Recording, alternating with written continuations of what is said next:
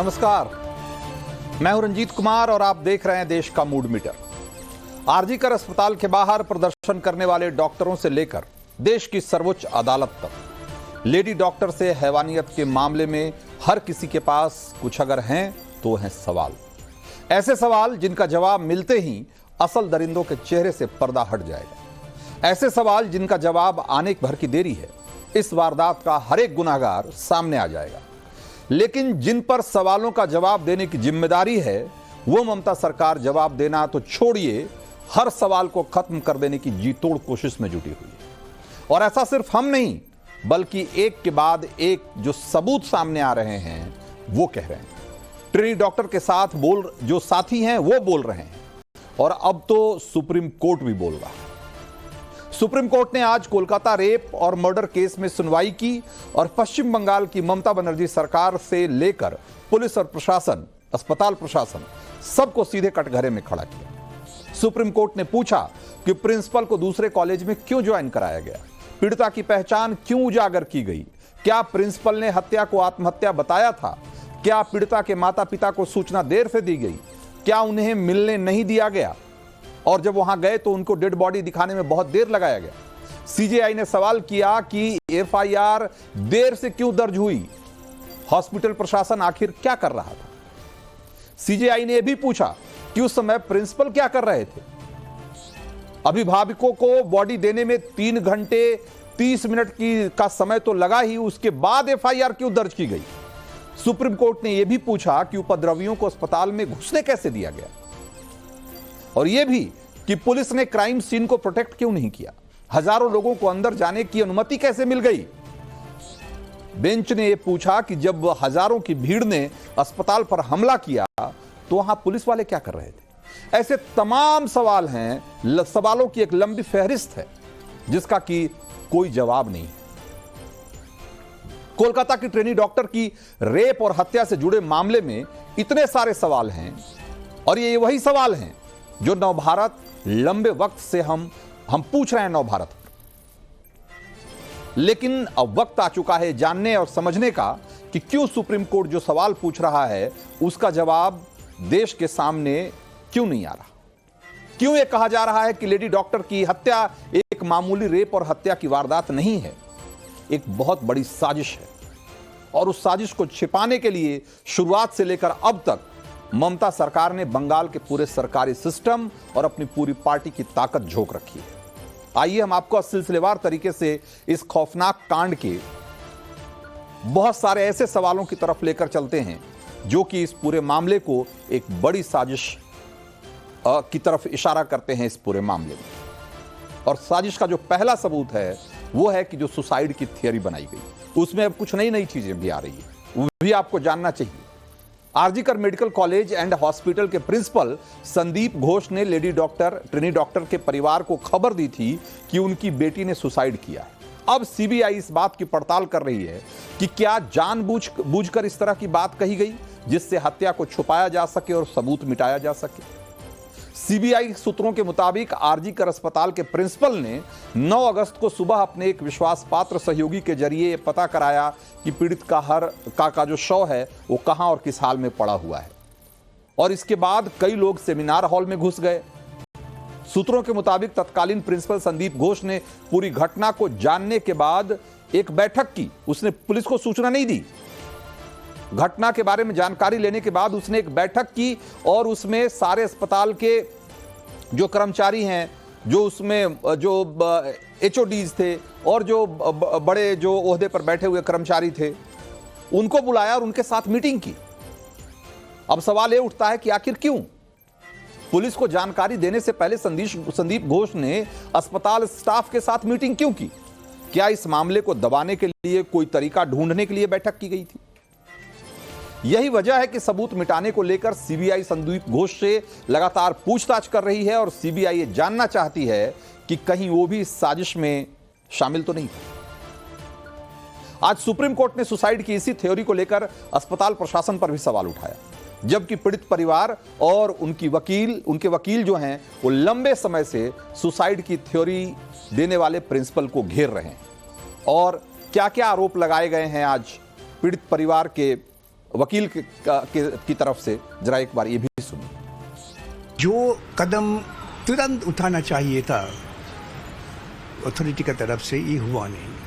पहले से ऐसे हुआ कि वो चाहते थे कि छुपाने के लिए।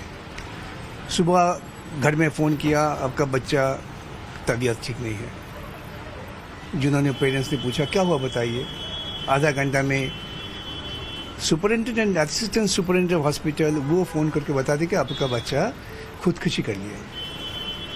अरे भाई तुम तो डॉक्टर हो, जब तुमने देखा डेड बॉडी ऐसे है तो तुम क्या ज़रूरत था सुसाइड स्टोरी बनाने के लिए। तो यही विकास रंजन भट्टाचार्य ने यह भी कहा है कि उन्हें पैसे का लालच दिया गया और उन्हें पैसे के बल पर चुप कराने की कोशिश की गई। उन्हें इस बात का लालच दिया गया कि पैसे लो और इस मामले को किसी भी तरीके से दबा दो, लेकिन उन्होंने पैसे लेकर इस मामले में चुप रहने से इनकार कर दिया। एक बहुत बड़ा आरोप है, हम वो आरोप भी आपको सुनवाएंगे, लेकिन अभी आपको हम बताते हैं कि ये जो पूरा मामला है कैसे एक बड़ी साजिश की तरफ इशारा कर रहा है। इसको समझने के लिए आपको ये देखना होगा कि क्यों चौथा फ्लोर, जो इस अस्पताल का चौथा फ्लोर है, वो लगातार निशाने पर क्यों। चौथे फ्लोर पर तोड़फोड़ सीबीआई को लेकर सीबीआई आरजी कर अस्पताल के पूरे क्राइम सीन को जब वो खंगालने गई तो वहां पर सीबीआई को बहुत सारे फुटप्रिंट्स मिले हैं चौथे फ्लोर पर और जो क्राइम सीन है उसके आसपास, क्योंकि हत्या के बाद क्राइम सीन को क्लोज नहीं किया गया बल्कि आसपास रेनोवेशन हुआ, जिसकी वजह से काफी एविडेंस डिस्ट्रॉय हो गए, बर्बाद हो गए।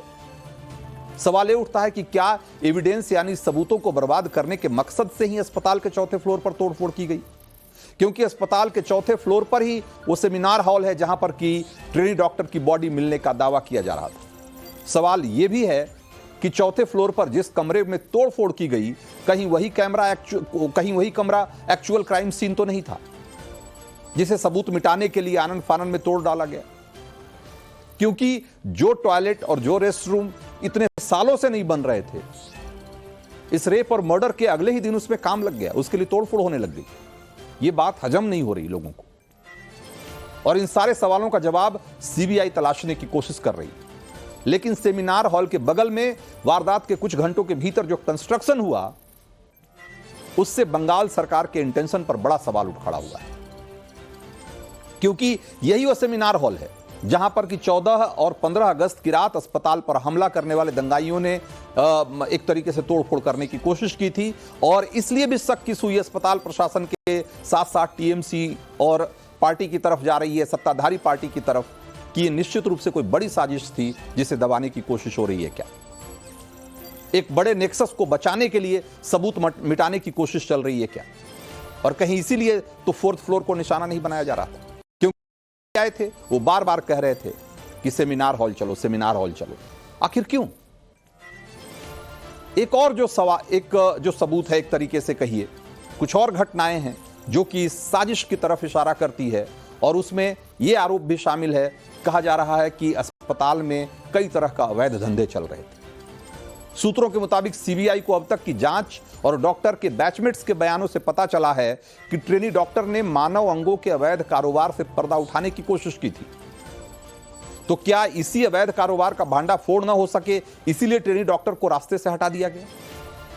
दावा यह भी किया जा रहा है कि एजेंसी ने जिन लोगों से पूछताछ की है, इसमें आधे से ज्यादा लोगों ने अस्पताल से मानव अंगों की तस्करी के रैकेट को लेकर के सीबीआई को जानकारी दी। मेडिकल कॉलेज ने लंबे वक्त से सेक्स और ड्रग रैकेट चलाने का भी आरोप मेडिकल कॉलेज में है, और उसमें भी बहुत सारे सीनियर लोगों के शामिल होने की बात कही जा रही है। सीबीआई सूत्रों के मुताबिक इस सुराग के बाद पूछताछ में मेडिकल कॉलेज के जो 4 लोगों के नाम सामने आए हैं, उनमें से 3 डॉक्टर हैं और 1 हाउस स्टाफ है। दावा यह किया जा रहा है कि चारों एक सियासी दल से जुड़े हुए हैं और अस्पताल में सेक्स और ड्रग रैकेट चलाते रहे। सूत्रों के मुताबिक आरजी कर मेडिकल कॉलेज और अस्पताल में मेडिकल कचरे के निपटान और कुछ दवा और सामान की सप्लाई का काम मैनेजमेंट के करीबी को दिया गया था, लेकिन वो शर्तों के हिसाब से सप्लाई नहीं कर रहा था और ट्रेनी डॉक्टर को इसकी पूरी जानकारी थी। अंदेशा है कि हत्या की एक और बड़ी वजह हो सकती है। अस्पताल के एक डॉक्टर का दावा है कि ट्रेनी डॉक्टर ने इससे पहले स्वास्थ्य भवन में जाकर शिकायत भी की थी, लेकिन आरोपी रसूखदार थे और इसलिए उस पर कोई कार्रवाई नहीं हुई। ट्रेनी डॉक्टर सबूतों के साथ सोशल मीडिया पर पूरे मामले के खुलासे की योजना बना रही थी और कॉलेज के पूर्व छात्रों ने पूर्व प्रिंसिपल संदीप घोष पर आरोप लगाए हैं कि यहां जो कुछ भी हो रहा था उसके पीछे प्रिंसिपल घोष ही था। अस्पताल में सारा अवैध कारोबार प्रिंसिपल की सरपरस्ती में चल रहा था। इस तरह के संगीन आरोप इस पूरे प्रदर्शन के दौरान हमने कई बार सुने और कई लोगों के मुंह से बातें सामने आ चुकी। इन दावों के सामने आने के बाद जाहिर तौर पर ममता सरकार बैकफुट पर है और कोलकाता पुलिस ने आरजी कर मेडिकल कॉलेज और अस्पताल के जो प्रिंसिपल रहे हैं, पूर्व प्रिंसिपल संदीप घोष के खिलाफ मामला दर्ज किया है और एक एसआईटी का भी गठन किया गया है जो आरजी कर मेडिकल कॉलेज के अनियमितताओं की जांच करेगी। और गौर करने वाली बात यह है कि आरजी कर के जो अस्पताल है उसका जो प्रिंसिपल है उसके खिलाफ ऐसे आरोप बहुत लंबे समय से लगते रहे हैं। इसी अस्पताल के पूर्व प्रोफेसर और मुर्शिदाबाद मेडिकल कॉलेज अस्पताल में उपाधीक्षक के तौर पर जो तैनात हैं अख्तर अली, उन्होंने भी प्रिंसिपल घोष पर कई बहुत संगीन आरोप लगाए हैं। एक बार उनका बयान भी आपको सुनना चाहिए, फिर आप समझ पाएंगे कि जो प्रिंसिपल है इसका बैकग्राउंड क्या है। वो बहुत ही करप्टेड आदमी है। वो आरजीकर मेडिकल कॉलेज में स्टूडेंट लोगों को फेल कराना, टेंडर ऑर्डर देकर के 20% कमीशन लेना और ये हॉस्टल वगैरह अलॉटमेंट में पैसा लेना और स्टाफ सिलेक्शन कमीशन, मतलब आरजीकर में जो भी काम होता था, पोस्टिंग हो, ट्रांसफर हो, हाउस स्टाफशिप हो, सब जगह वो पैसा खाते थे। सिर्फ यही नहीं, गेस्ट हाउस में जूनियर जो स्टूडेंट है उन लोगों को बैठ करके शराब वगैरह पिलाते थे और उन स्टूडेंट लोगों से आंदोलन भी करवाते थे। मतलब एक माफिया राजा बोल सकते हैं। मैंने अपनी पूरे कैरियर में इतना गंदा इंसान नहीं देखा। सोचिए, उनका डिप्टी जो पूर्व डिप्टी है वो किस तरह का आरोप लगा रहा है, कितना संगीन आरोप लगा रहा है कि अपने पूरे करियर में इतना गंदा इंसान नहीं देखा। और उस इंसान को, उस संदीप घोष को, जब वो एक बार यहां से रिजाइन करता है उसके 4 घंटे के भीतर एक दूसरे बड़े मेडिकल कॉलेज का प्रिंसिपल बना दिया जाता है। ऐसा क्या प्रेम है भाई? ये सवाल तो उठेंगे ही। सूत्रों के मुताबिक प्रिंसिपल संदीप घोष ने घटना के एक हफ्ते पहले अपने फोन के कॉल रिकॉर्ड्स, मैसेज वगैरह डिलीट किए थे। कई नंबर भी फोन नंबर से जो उसमें सेव था उसको हटाया गया था। सीबीआई अब इस डेटा को फोन से रिकवर करने में जुटी हुई है और ऐसी खबरों से प्रिंसिपल पर शक और गहरा होता जा रहा है कि आखिर उसे किस बात का डर था या उसका क्या प्लान था कि जिसकी वजह से उसने अपना सारा फोन से अपना सारा डेटा डिलीट किया।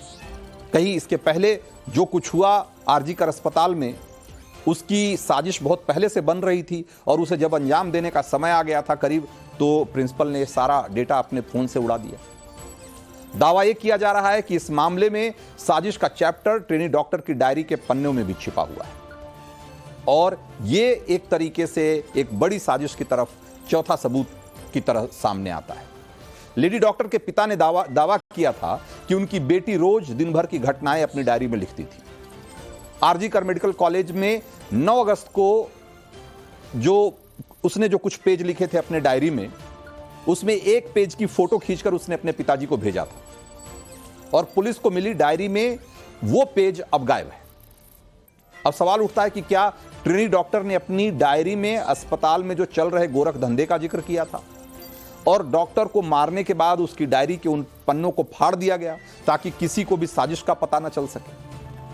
पिता के डायरी वाले दावे के बाद सीबीआई की टीम उनके घर पहुंची और उस पेज की तस्वीर ली जो कि उनकी बेटी ने उन्हें पहले भेजा था।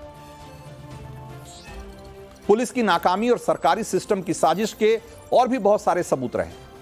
8 और 9 अगस्त की रात को जो हुआ उससे जुड़े सबूतों को ही छिपाने के लिए 14 और 15 की आधी रात को अस्पताल पर हमला बोला गया। डॉक्टरों को मारा पीटा गया और अपने साथी डॉक्टर के लिए न्याय की मांग कर रहे प्रदर्शनकारी डॉक्टरों को डराने धमकाने की कोशिश की गई थी। आज सुप्रीम कोर्ट ने इस तोड़फोड़ को लेकर भी दीदी सरकार से कई सवाल किए हैं और ये मत भूलिए कि वही टीएमसी है जिसके मंत्री उदयन गुहा ने कल ममता सरकार पर सवाल उठाने वाले की उंगली तोड़ देने की बात कही थी। और एक बार फिर दीदी के ही पार्टी के एक दूसरे सांसद हैं अरूप चक्रवर्ती, वो कह रहे हैं कि डॉक्टरों के आंदोलन के बहाने अपने बॉयफ्रेंड के साथ घूमिए, यानी कि इस आंदोलन को बदनाम करने की कोशिश की जा रही है। জনরোষ হবে যদি হাসপাতালে রোগী মারা যায়, ডাক্তাররা যদি ডাক্তারি না করে অবরোধের নাম করে বাড়ি চলে যায়, যদি বয়ফ্রেন্ড নিয়ে ঘুরতে যায়, তাহলে তো অটোমেটিক হবে। রোগী যদি বিনা চিকিৎসায় হাসপাতালে মারা যায়, তাহলে মানুষ কি ছেড়ে দেবে গ্রামের মানুষ? तो आप देखिए एकदम बिल्कुल आपको एक क्रोनोलॉजी को इसको आप समझेंगे तो आप समझ पाएंगे कि वहां क्या हो रहा है। सबसे पहले हमने आपको सुनवाया एक वकील की बयान। वो वकील ये आरोप भी लगा रहा है कि उसे पैसे के बल पर उसे खरीदने की कोशिश हुई, इस केस को दबाने की कोशिश हुई पैसे के बल पर, लेकिन उससे बात नहीं बनी तो डराने धमकाने का सिलसिला शुरू हो गया। और जब प्रदर्शनकारी नहीं उनकी बातों में नहीं आए तो उन पर हमला करा दिया गया। और अगर अब उससे भी बात नहीं बनी तो इस पूरे आंदोलन को डिस्क्रेडिट करने का काम शुरू हो गया। आप देख रहे हैं कि एक किस तरीके से एक सिलसिला चल रहा है। साम दाम दंड भेद जैसे भी हो, इस आंदोलन को कुचलने की कोशिश हो रही है। और यह कोशिश कौन कर रहा है, इसमें किसका मकसद सध रहा है, इसका फायदा किसको होने वाला है, यह समझने वाली बात है। बहुत सारे सवाल हैं इन घटनाओं को लेकर। उसमें से कुछ सवाल हमने आपके लिए भी चुना है जिसका कि आज आपको जवाब देना है देश का मूड मीटर में। और एक बार देख लेते हैं कि वो सवाल कौन से हैं। तो सवाल नंबर 1, कोलकाता केस को लेकर सुप्रीम कोर्ट की जो आज टिप्पणियां थी उसको आप कैसे देखते हैं? और उसमें आपके पास ऑप्शन है कि सुप्रीम कोर्ट ने ममता सरकार की बखिया उधेड़ दी। ऑप्शन बी, सुप्रीम कोर्ट की दखल से ही इंसाफ मिल पाएगा, वरना इंसाफ की कोई गुंजाइश नहीं दिख रही पश्चिम बंगाल में। और ऑप्शन सी, टिप्पणियों से ममता सरकार पर कोई आंच नहीं है और ममता सरकार के लिए इसमें कोई इस तरीके से उस पर कोई किसी तरह का आरोप साबित नहीं होता या सिद्ध नहीं होता है। तो ये है 3 ऑप्शन आपके सवाल नंबर 1 के। सवाल नंबर 2, कोलकाता केस को लेकर हो रही सियासत को आप कैसे देखते हैं? और ऑप्शन ए है राजनीतिक मुश्किल में ममता बनर्जी हैं। ऑप्शन बी, टीएमसी मॉडल की पोल खुल गई है। और ऑप्शन सी, महिला सुरक्षा पर बीजेपी का ये जो सक्रिय हो गई है और ये महिला सुरक्षा उनका मुद्दा रहा है, इसलिए इस तरह की बातें हो रही है। सवाल नंबर 3, क्या पश्चिम बंगाल में कानून व्यवस्था नहीं संभाल पा रही है ममता? और ऑप्शन ए है पश्चिम बंगाल में राष्ट्रपति शासन लगना चाहिए क्योंकि कानून व्यवस्था नहीं संभाल पा रही है। ऑप्शन बी, ममता को खुद इस्तीफा दे देना चाहिए जो कुछ हो रहा है बंगाल में उसको देखते हुए। और ऑप्शन सी, विपक्ष सिर्फ भ्रम फैला रहा है, जिस तरह की बातें कही जा रही है स्थितियां उतनी खराब नहीं है। तो ये 3 ऑप्शन है सवाल नंबर 3 के। इन तीनों सवाल के जवाब में आप क्या सोचते हैं, आप हमें फटाफट बताना शुरू करिए। और बताना कैसे है आप अच्छी तरह जानते हैं कि आपके सामने जो टीवी स्क्रीन है उस पर QR कोड दिखाई दे रहा है। उसे अपने मोबाइल कैमरे से जैसे ही आप स्कैन करेंगे आपके सामने इन्हीं तीनों सवालों की लिस्ट खुल जाएगी। उसके बाद आपको अपना जवाब भर के इसे सबमिट करना है और आखिर में अपनी डिटेल जरूर बतानी है, क्योंकि इसी के आधार पे हम हर रोज 4 लकी वोटर का भी चुनाव करते हैं। तो आप फटाफट वोट करना शुरू करिए और हम लौटते हैं अपने एजेंडे की तरफ और रुख करते हैं अपने मेहमानों का। हमारे साथ 4 खास मेहमान जुड़े हुए हैं। अनिला सिंह हैं, बीजेपी की प्रवक्ता, professor S K Datta political analyst हैं, मोहम्मद तसीफुर रहमान हैं हमारे साथ जो कि टीएमसी के प्रवक्ता हैं, और बादल देवनाथ पॉलिटिकल एनालिस्ट के तौर पे हमारे साथ जुड़े हुए हैं। आप सब लोगों का बहुत बहुत स्वागत है। सबसे पहला सवाल मोहम्मद तसीफुर रहमान से। तसीफुर भाई, आप ये बताइए कि हमने एक सिलसिला देखा जब से ये घटना हुई और उसके बाद कोलकाता में जिस तरह के प्रदर्शन हो रहे हैं और उसके बाद टीएमसी सरकार और पार्टी दोनों का जिस तरह का रिएक्शन है वो चौंकाने वाला है। हमने पीड़ित पक्ष के वकील की बाइट सुनाई। वो आदमी कह रहा है कि हमें डराने धमकाने की कोशिश हुई, हमें पैसे से खरीदने की कोशिश हुई। लगता है ये मामला जब फेल हो गया, ये चाल नहीं कामयाब हुई, तो फिर हमने देखा कि आंदोलन पर हमले हुए, गुंडे भेजे गए। किसने भेजे वो एक सवाल है, लेकिन गुंडे गए और उनके निशाने पे कौन था? उनके निशाने पे प्रदर्शनकारी थे और वो क्राइम सीन था जहां पर की ये घटनाएं हुई। और उसके बाद तीसरा सिलसिला उसी में हम देखते हैं कि अब जब उससे भी बात नहीं बनी, प्रदर्शन अभी भी चल रहा है, तो अब इस प्रदर्शन को पूरा डिस्क्रेडिट करने का काम शुरू हो गया है। कोई कह रहा है कि भाई ये प्रदर्शनकारी बॉयफ्रेंड के साथ घूमने में इनको मजा आ रहा है और ये प्रदर्शन के नाम पे बॉयफ्रेंड के साथ अपना समय बिता रही है। भाई ये इस तरह की बातें कही जा रही है और सब टीएमसी के लोग इसमें शामिल हैं। तो इसको क्यों नहीं माना जाए कि टीएमसी नहीं चाहती कि उस बेटी को इंसाफ मिले, टीएमसी नहीं चाहती कि ये प्रदर्शन जारी रहे।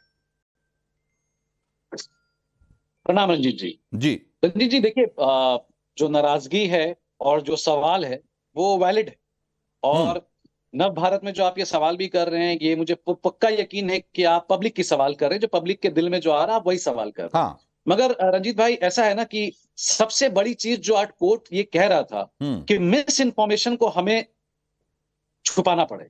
अगर ये फेक न्यूज यूं ही मीडिया में फैलता रहे और सोशल मीडिया में जाता रहे, उसको देखना बहुत जरूरी।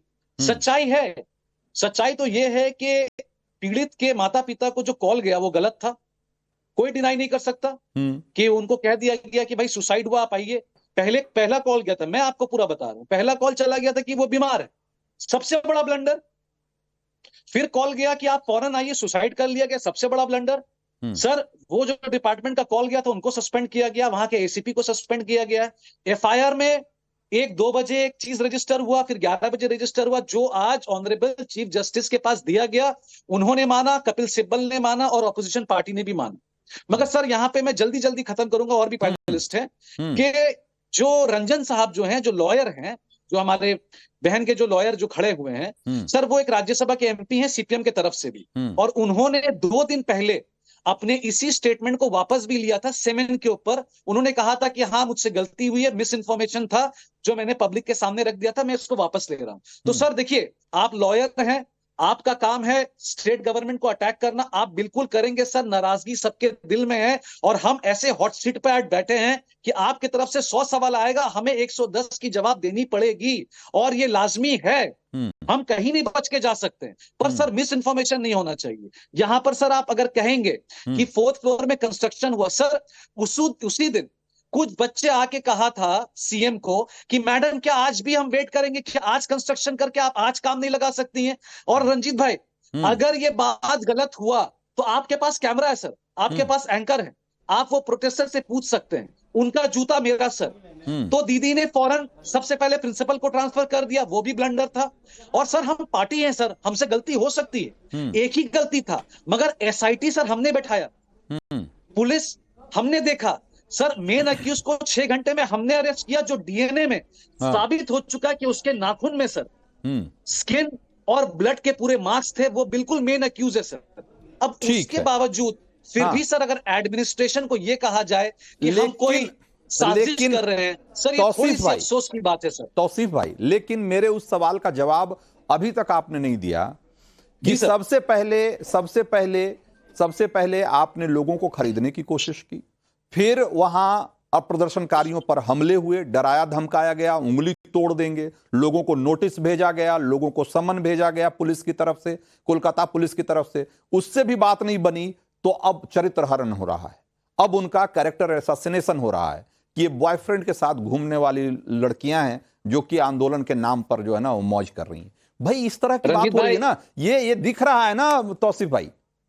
नहीं, मैं माफी चाहता हूं, मैं मेरा हक तो नहीं बनता कि मैं बेवकूफों के लिए बैठकर यहाँ पे माफी मांगू, मगर एज अ भाई और देश का बेटा होने के नाते मैं हिंदुस्तान से माफी कहना चाहता हूं कि भाई ये गलत है। मगर सर आपने पैसे की बात की, बहुत अच्छा है सर। उसी दिन जब ममता बनर्जी सीपी के साथ पीड़ित के घर गई थी, उन्होंने सारी बात करने के बाद ये कही कि निर्भया केस के बाद हर स्टेट गवर्नमेंट, चाहे वो पीड़ित रेपिस्ट हो, मर्डर हो, जहां पर भी हो, एक कंपनसेशन अमाउंट आता है, वो आपके लिए रखा गया है। और पीड़ित के मां बाप ने ये कहा कि दीदी सबसे पहले आप हमें जस्टिस दिलाइए, कंपनसेशन की बात हम बाद में करेंगे। और सर इसका प्रूफ भी आप पीड़ित के मां बाप से ले सकते हैं। और अगर वाकई गलत हुआ सर कि तौसीफ रहमान आपके शो में आकर अगर ये गलत इंफॉर्मेशन दिया है, सर आपका भी जूता मेरा सर। नहीं, अगर ये बात कंपनसेशन का इंसाफ से कोई लेना देना नहीं है ना तौसीफ भाई, मैं ये कहना चाह रहा हूं, कंपनसेशन अलग चीज है और इस मामले में इंसाफ हो एकदम अलग चीज है ना। कंपनसेशन मिलना चाहिए, वो तो सरकार तय करे, वो उसका मामला है। लेकिन मैं कह रहा हूं कि भाई इसमें सबसे जरूरी चीज जो है वो है कि इंसाफ मिले। और इंसाफ कैसे मिलेगा? जब वो सही तरीके से जांच होगी। इंसाफ कैसे मिलेगा? जब जो आरोप लग रहे हैं, लोगों के मन में जितने सवाल हैं, जो जो आरोपी हो सकते हैं उस सारे एंगल से पड़ताल की जाए। हम ये मान के बैठ ले कि नहीं एक ही आदमी था इसमें आरोपी, एक ही आदमी का पूरा किया हुआ है और इसमें कुछ हो ही नहीं सकता। ये मुझे लगता है कि ये इंसाफ, ये सही इंसाफ नहीं, इंसाफ होता हुआ दिखना चाहिए। अगर उसका पूरा परिवार कह रहा है कि नहीं ये गैंगरेप है, इसमें एक से ज्यादा लोग इन्वॉल्व हैं, आप क्यों खारिज करने में लगे हुए हैं? नहीं सर 30 सेकंड। हाँ, मुझे नहीं पता आपको किसने इंफॉर्मेशन दिया। सर सरकार ने और पुलिस ने सर एक बार भी नहीं कहा कि सिर्फ एक ही आदमी ने ये बदतमीजी की है। सर इसकी जांच पड़ताल हो रही है, मगर हमने कभी नहीं कहा सर कि इसमें एक आदमी या 2 आदमी या 3 आदमी, नहीं सर, इसकी जांच बिल्कुल हो रही है। और सर कलकत्ता पुलिस ने भी यही कहा था कि हम जब तक संडे तक इंक्वायरी करेंगे और भी जितने आरोपी है वो आ जाएंगे। सर और एक बात सर, अगर एक बार भी पीड़ित के माता पिता ये कह देते कि ममता बनर्जी ने ये कहा कि आप पैसे लेकर दबाव में ये केस छोड़ दीजिए, सर मिस इन्फॉर्मेशन सर, ऐसा नहीं है। और सर सवाल क्यों नहीं उठेंगे सर? नहीं तौसीफ भाई, मैं चाहता हूं कि हमारे दर्शक असली जज, हमारे लिए तो जो असली जज है वो हमारे दर्शक हैं, वो भी जज कर बिल्कुल सर, वो भी जज कर बिल्कुल। मैं एक बार चाहता हूं कि वो वाला बयान सुनवाया जाए पीड़ित के पक्ष के वकील का, जो कि खुद कह रहा है कि उसको किस किस तरीके से लालच, प्रलोभन और धमकाने की कोशिश की गई। जरा सुनाया जाए वो बाइट। चीफ मिनिस्टर का ये स्पेशलिटी है, बंगाल में जब भी कोई रेप केस हुआ है वो जाके पैसा देके, मेरा ख्याल से वो विटनेसेस का खरीद करने का कोशिश करते थे, पैसा ले लो चुप हो जाओ। ये है बंगाल का चीफ मिनिस्टर का काम करने का ढंग। ऐसे उनको प्रलोभित किया, लेकिन बच्चों लोग को पिताजी माताजी ने बताया कि हम पैसे से हमारा बच्चा का जीवन का नापेंगे। ये चीफ मिनिस्टर जो किया गलत किया, it was an insult to the deceased family. Tausif 20 second sir भाई, हाँ, 20 सेकंड। पैसा दो और सबका मुंह बंद करा दो। सर ये जो लॉयर हैं विकास रंजन जी, जो सीपीएम के नेता राज्यसभा एमपी हैं, सर ये कह रहे हैं, क्या पीड़ित के माँ बाप कह रहे हैं? क्या पीड़ित के माँ बाप ने इनको कहने के लिए कहा? सर आप एक बार ये रात को कंफर्म कर लीजिए, मैं वापस से आपके साथ लाइव में आने को तैयार हूं। अगर पीड़ित के माँ बाप ने इनको कहने के लिए कहा विकास रंजन जी को, तो सर ये तो आरोप नहीं सर, ये तो क्राइम है, ये तो गुनाह है कि अगर ममता बनर्जी या टीएमसी गवर्नमेंट या बंगाल की सरकार अगर पीड़ित के माँ बाप को ये कह रही हैं कि पैसा लेके इस केस को हटा दो, और ये सवाल लॉयर की तरफ से आ रहा लेकिन है, सर ये तो गुनाह। तौसीफ भाई, मैं एक बात कहना चाह रहा हूं कि ये सिर्फ वकील नहीं, ये सिर्फ वकील नहीं कह रहे। वकील और वकीलों का पार्टी, उनका धर्म अगर हम देखने लगेंगे तो फिर तो एक अलग तरह की कहानी, अलग तरह की डिबेट शुरू हो जाएगी। वकील पीड़ित पक्ष के वकील हैं, उनको इसी तरीके से यहां पर देखना होगा, पहली बात। और दूसरी बात कि पीड़ित परिवार बार बार ये कहता रहा है कि उसे सरकार से इंसाफ की उम्मीद नहीं है। वो कहता रहा है, वो आप देखिए ना कि जब 144 लगा करके आपने वहां प्रोटेस्ट पर बैन लगाने की कोशिश की, तब भी परिवार ने यही कहा कि भाई हमारी बेटी को इंसाफ न मिले, इसके लिए सारे हथकंडे अपनाए जा रहे हैं। और वो दिख रहा है, वो दिख रहा है। मैं आऊंगा आपके पास फिर से, लेकिन अनिला सिंह के पास जाऊंगा। अनिला सिंह, भाई साम दाम दंड भेद जैसे भी हो, चाहे जो करना पड़े, उस बेटी को इंसाफ नहीं दिलाना है, यह लगता है कि सरकार ने वहां तय कर रखा है। मेरी सबको राम राम। और मुझे वो पंक्तियां याद आ रही हैं जिसमें लिखा गया था कि सुनो द्रौपदी शस्त्र उठा लो, अब गोविंद ना आएंगे, छोड़ो मेहंदी खड़ग उठा लो, खुद ही अपना चीर बचा लो, छूट बैठे बिछाए बैठे हैं शकुनिया। तो पश्चिमी बंगाल में तो यही हालत है। वहां की एक एक महिला वोटर जिसने ममता बनर्जी को चुनावों में, चाहे वो राज्य के चुनाव हो, चाहे वो पार्लियामेंट के चुनाव हो, जो वोट दिया, उसका नतीजा ये आया कि कभी संदेश खाली होता है तो कभी कलकत्ता में एक डॉक्टर बेटी के साथ इतना घृणित कार्य हो जाता है। वहां की पुलिस कहती है कि आत्महत्या, वहां का प्रिंसिपल कहता है कि आत्महत्या। हमारे पश्चिमी में कहा जाता है कि भुज पे लीपने का प्रयास, यानी कि सारी की सारी चीजों को दबाने की कोशिश। हाँ, उसके सामने एक फेक पिक्चर, झूठी तस्वीर दिखाने की कोशिश इन्होंने प्रयास किया।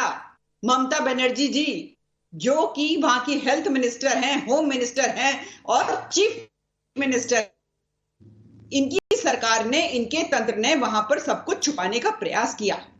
ये दिखाने का प्रयास किया। अरे सारी कमी तो उस लड़की में थी जिसको रात में सोने के लिए कोई ऐसी जगह भी नहीं होती थी कि 2 पल आंख बंद कर ले। 36 घंटे से वो लड़की ड्यूटी पे थी। और वो निकम्मा प्रिंसिपल जो है, जिसका स्वभाव क्या था, अभी आपने भी अपने चैनल पे सुना दिया था। क्या पता षड्यंत्र में उसका कितना हाथ है। उसका मुकदमा लड़ने के लिए मिस बनर्जी की पूरी सरकार, प्रवक्ता, पार्टी, सारे के सारे खड़े हो गए। अरे फूटे मुंह से एक बार ये नहीं निकल रहा है कि बेटी थी, वो बेटी थी। छोड़ो राजनीति, जो उसके साथ हुआ है वो मेरे घर की बहन बेटी के साथ हो तो कैसा लगेगा यार? सोचा है कभी? भीड़ में चलते चलते अगर कोई गैर मर्द हाथ भी छू देता है किसी बच्ची का, उस बच्ची को कैसा लगता है?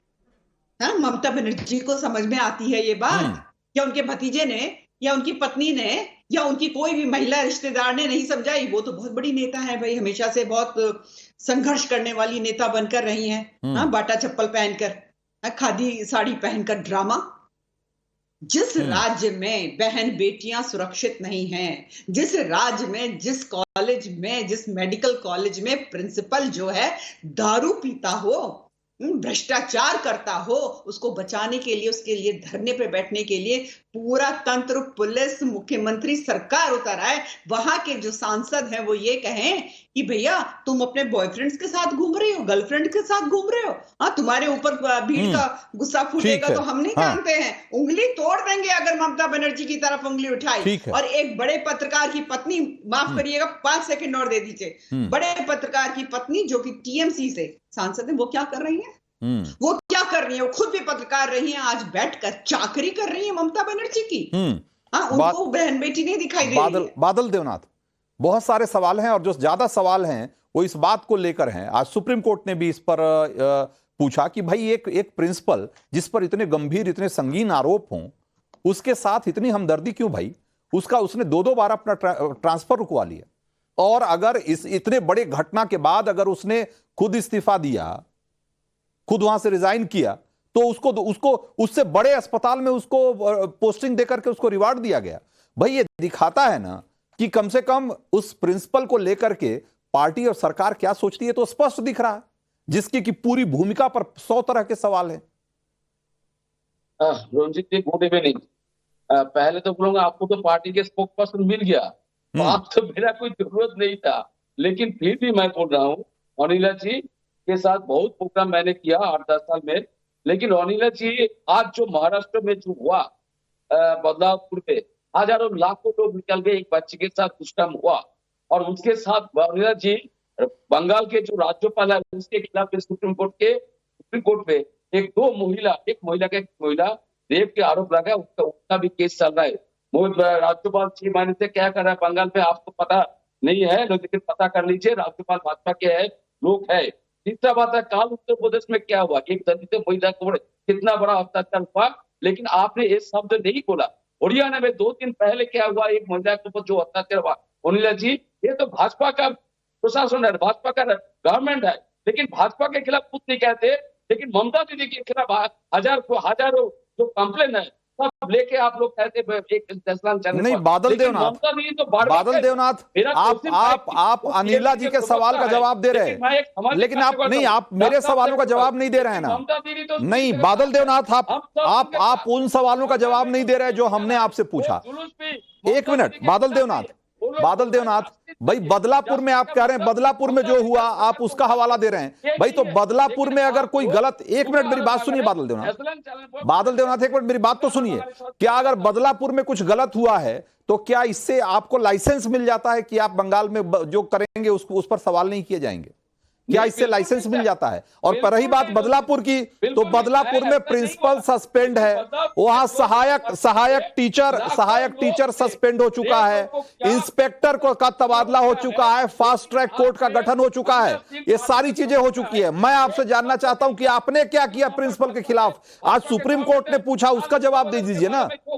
एक दलित महिला को ऊपर बच्चे को रेप हुआ है, उसके खिलाफ एक शब्द नहीं बोला। आजकल हरियाणा में, परसों हरियाणा में जो हुआ उसके खिलाफ भी अनिला सिंह ने एक शब्द नहीं किया, लेकिन बंगाल के खिलाफ, बंगाली संस्कृति के खिलाफ, ममता बनर्जी के खिलाफ, ममता बनर्जी को छोटा करना, पार्टी को छोटा करना, यही है भाजपा का काम। देखिए राज्यपाल वहां पर चला गया, मैंने सुना है एक लेटर भी राष्ट्रपति को दे दिया और उपराष्ट्रपति को कह दिया बंगाल में राष्ट्रपति शासन चाहिए। रंजीत सर, ये राज्यपाल जिसके खिलाफ रेप का आरोप है, जो सुप्रीम कोर्ट में केस चल रहा है, लेकिन वही राज्यपाल बंगाल में पीछे से सरकार चलाने की कोशिश कर रहा है और सरकार को गिराने का कोशिश कर रहा है, वही राज्यपाल। नहीं, बादल देवनाथ, सारे सवाल आपके एक आरोप किए ममता सरकार के खिलाफ साजिश है, ऐसा कह देने से सारे सवाल खत्म नहीं हो जाएंगे। बादल देवनाथ, वो सारे सवाल खत्म नहीं होंगे। प्रोफेसर एस के दत्ता, मैं कह रहा हूं कि भाई सारे सवालों का एक जवाब है बादल देवनाथ के पास कि ममता सरकार के खिलाफ साजिश हो रही है। क्या सारे सवाल ऐसे दरकिनार कर दिए जाएंगे? सबसे पहले तो उस डॉक्टर देवी को शत नमन, जिन्होंने बलिदान दिया है और जिस तरह का घिनौना हत्या हुआ है, बलात्कार हुआ है, और मैं मानता हूं कि यह सामूहिक बलात्कार है, ये एक व्यक्ति का काम नहीं है। फेक न्यूज के बारे में उल्लेख किया जा रहा था, फेक न्यूज के बारे में कहा जा रहा था। माननीय सुप्रीम कोर्ट ने और माननीय सुप्रीम कोर्ट के चीफ जस्टिस ऑफ इंडिया ने तमाम जितने सारे सवाल पूछे हैं, वही सारे सवाल पूरे देश भर में जनता पूछ रही है।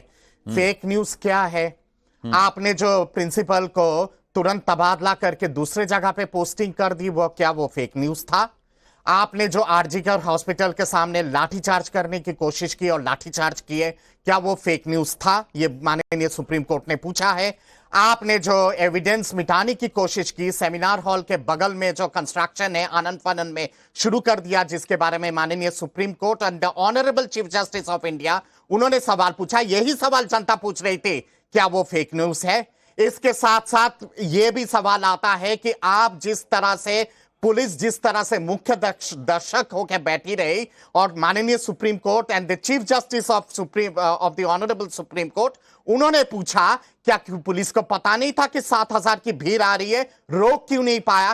क्या वो फेक न्यूज था? माननीय सुप्रीम कोर्ट ने यह भी पूछा कि किस आधार पे आप जो लोग साइलेंट वे में प्रोसेशन कर रहे उनके ऊपर लाठीचार्ज किस हिसाब से कर रहे, और ये तमाम चीजें तत्काल बंद होना चाहिए। मोहन बागान और ईस्ट बंगाल के तमाम जितने सारे समर्थक हैं, उनके ऊपर जिस हिसाब से सॉल्ट लेक पे लाठीचार्ज किया गया है, क्या वो फेक न्यूज है? क्या वो फेक न्यूज है? उसके साथ साथ तमाम जितने सारी चीजों पे जिस हिसाब से एविडेंसेस को मिटाने की कोशिश की गई है, जिसके बारे में उच्चतम न्यायालय लगातार पूछ रहे हैं, क्या वो फेक न्यूज है? माननीय सुप्रीम कोर्ट ने जो कहा है कि 24 तारीख तक सारा तमाम जितने सारे अभी तक जितने सारे खुलासा हुए हैं वो सुप्रीम कोर्ट के प्रांगण में 24 तारीख तक बंगाल सरकार को और सीबीआई को रखना चाहिए। क्या वो फेक न्यूज है? फेक न्यूज है क्या चीज, ये मैं जानना चाहता हूं। और फेक न्यूज है क्या? आपने बदलापुर के बारे में आपने उल्लेख किया है, वो भी घिनौना कांड है, पर वहां के सीएम ने तत्काल फास्ट कोर्ट मैकेनिज्म का प्रावधान कर दिए। प्रिंसिपल का सस्पेंशन हो गया है, वाइस प्रिंसिपल का सस्पेंशन हो गया। एक मिनट बादल देवनाथ एक मिनट उनको, हाँ बहुत सारे सवाल और उसमें से ज्यादातर सवाल तौसीफ की तरफ हैं, उसका जवाब तौसीफ को देना चाहिए। इसमें से जितनी बातें इसके दत्ता ने कही, इसमें से क्या फेक न्यूज है? और सीधे वे में जवाब दीजिए। हाँ जी जी, प्रोफेसर साहब की बात मैं सुन रहा था, शायद उन्होंने भी लाइव देखा, मैंने भी लाइव देखा, पूरा सीजीआई की तरफ से जो भी आ रहा था। भाई सीजी ने साफ साफ ये कहा कि गवर्नमेंट को, स्टेट गवर्नमेंट को काफी कंसर्न होना पड़ेगा जो प्रोटेस्टर्स बैठे हैं, जो पीसफुल प्रोटेस्ट कर रहे हैं। उसके बाद जब ये पूछा गया कि क्या गवर्नमेंट को ये नहीं पता था कि प्रोटेस्टर्स के साथ कुछ लोकल गूंज भी वहां पर आके इस चीज को खराब कर सकते हैं, तो मतलब सीजीआई को, honourable chief justice of India को, ये कहीं ना कहीं इनको भी पता है कि उन पीसफुल प्रोटेस्टर्स के साथ कुछ गुंडे बदमाश आए थे जिनको पुलिस ने फौरन अरेस्ट किया। नेक्स्ट डे अरेस्ट किया गया है रंजीत भाई, और ये अरेस्ट कोई बड़ी बात नहीं हुई कि बहुत बड़ा काम हो गया है। मगर मैं आपको एक और वीडियो शेयर करूंगा, जब आप मुझे टैग करेंगे मैं आपको भी टैग करूंगा। उसी आरजी कार में जब वेंडलाइज हो रहा था, वहां पर कुछ बच्चे, अब मुझे नहीं पता वो सच में प्रोटेस्टर्स थे कि गुंडे बदमाश थे कि हार थे, वहां वो ताली बजा के नाच रहे थे ठीक आरजी कार के गेट के पास। ये निंदाजनक थी सर, और पीछे पाइपलाइन से चढ़ा जा रहा था। अब मुझे बताइए, लेकिन जो लोग चढ़ रहे, लेकिन तौसीफुर रहमान, सवाल ये है कि इतना सब कुछ हुआ, इसको रोकने की जवाबदेही किसकी थी? आपकी थी ना, आपके सरकार की, आपके पुलिस की थी ना सर। बिल्कुल हमारा तो फेलियर है कि नहीं रहेगा। हाई कोर्ट ने जब ये कहा कि ये पूरे स्टेट मशीनरी का फेलियर है, उसकी नाकामी है, तो ये तो आप पर सवाल उठ रहे हैं ना, आपकी सरकार पे सवाल उठ रहे हैं ना। और चीफ जस्टिस ने एक और बात कहा कि हमारा जिम्मा है, हमें इसको देखना बहुत जरूरी है। मगर ये वर्ड जब बाद लोग बोलते हैं ना, फटकार लगा, फटकार नहीं लगा। चीफ जस्टिस ऑफ इंडिया ने काफी संवेदनशीलता से ये कहा कि आपको देखना है और आगे भी आपको ही देखना है, और ये आपका फर्ज बनता है, ये हम भी देखेंगे। सर उन्होंने एक और बात नहीं, अभी तो सुनवाई शुरू हुई है, अभी तो सिर्फ सवाल ही उछाले गए हैं, उसका जवाब तो आपको देना पड़ेगा ना। अभी जवाब तो ये है, जवाब तो उसका ये है कि भाई आपकी पुलिस इन सारे मामलों में नाकाम साबित हुई। सर कोई नहीं बचेगा रंजीत भाई, कोई नहीं बचेगा। लेकिन अभी तक तो हम यही देख रहे हैं, एसके दत्ता ये कह रहे हैं कोई नहीं बचेगा, लेकिन अभी तक का अगर आप ये देखेंगे रिकॉर्ड, तो जो सारे परपेट्रेटर सारे छूट गए, सारे लोगों के खिलाफ किसी के खिलाफ कार्रवाई नहीं हुई, सबको लेकर नरम दिखाई दे रही है सरकार।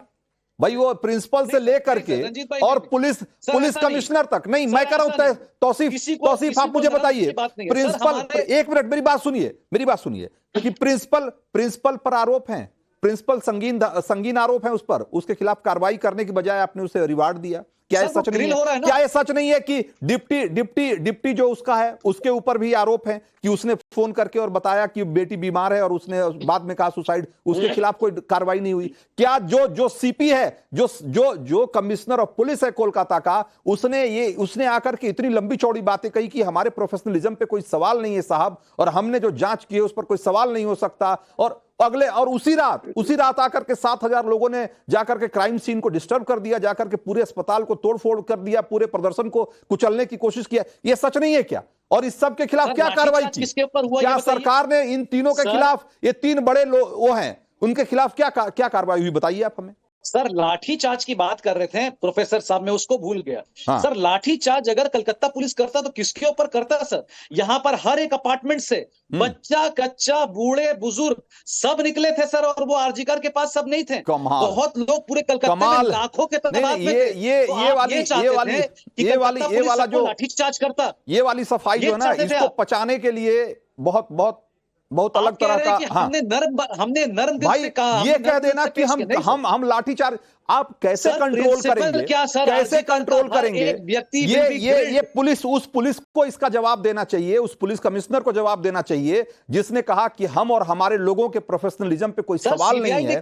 ये इसका जवाब उस पुलिस कमिश्नर को देना चाहिए, उसकी ड्यूटी है और उसका एक काम है, लेकिन उससे जवाब आपने नहीं मांगा ना, आपकी सरकार ने उससे जवाब नहीं मांगा। बिल्कुल मांगा क्या? नहीं, आप उसको रिवार्ड देंगे, मुझे मालूम है, आप उसको रिवार्ड देंगे। हर चीज का जवाब दिया गया है, हर चीज का जवाब दिया गया है। और जहां पर कोताही हुई हमने इस बात को माना, सीसीटीवी कैमरा नहीं था हमने माना, सिक्योरिटी लैप्स हुआ हमने माना, प्रिंसिपल को सस्पेंड करना चाहिए था हमने माना है सर।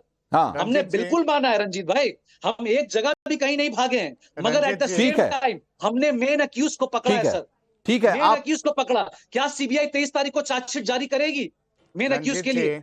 क्या सीबीआई जारी करेगी? मैं 2-4 सवाल, ठीक है, सीबीआई क्या करेगी? बिल्कुल सबकी नजर उसी पे है, लेकिन एक बात आप समझ लीजिए कि सिर्फ माफी मांग लेना समस्या का हल नहीं है भाई। जिस तरह के गंभीर आरोप हैं उसमें आपकी जवाबदेही तय होनी चाहिए उसमें, और जो लोग इसके लिए जिम्मेदार हैं उनकी जवाबदेही तय हो और उनको सजा मिले, ये सुनिश्चित करना जरूरी है इसमें। और इसमें आप सब लोगों का एक बार शुक्रिया, बहुत बहुत शुक्रिया, क्योंकि समय की कमी थी हमारे पास।